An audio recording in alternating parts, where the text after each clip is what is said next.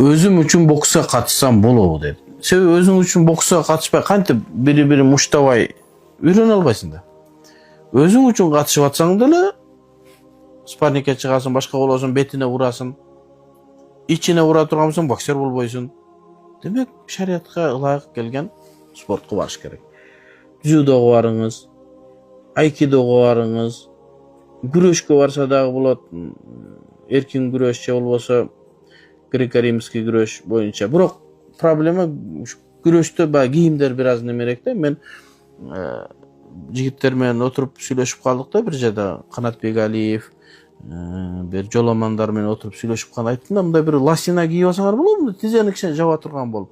Качан ак жол немелерди көрсөң, астыга тартып аткан болот да, баягы тизеси ачат. Тизе ауырат да бизде. Буяттуу жер. Десек, ошол тыюу салынат дейт да. Анда жанагы тизелерди жаба турган нерселерди кылса болобу, жаба турган. Десе ошондой колдонсо болот. Анда да чоң сермаяларды алып коет дегендей кылды. Жалпысынан жакшы, бирок ошо кийиминде кичине проблема бар, бирок эми болот. Ал эми дзюдо, дагы айкидолор жакшы. Себеби күрөш. Дагы эмне бар? Карате болбойт тебет бетке башка. Теннис жакшы. Тенниске барсаңыз жана. Бильярд ойногондун өкүмү кандай дейт? Биздин ханафи мазхабында күллү лахвун харам. Ар бир пайдасыз нерсе оюндар арам болот. Кандай болсо, качан арам болот десе, ошо менен өмүрүн өткөрөсө, кечке ошо менен. Намазды да кала берет, үй бүлөсүн да карабайт, ошондойлор бар экен, кечке бильярдта. Кечке тиги немеде. Жанагы оюн ойногон жерде. Андай боло турган болсо арамдыкка чыгып калат. Эми бир укмуш кылдыңыз, кечке китеп окудуңуз, даватка бардыңыз, башка кылдыңыз, бир аз чарчаганда барып бир эки партия ойносоңуз эми макул. Бирок дайыма ошонун аркасынан чуркап алган жакшы эмес.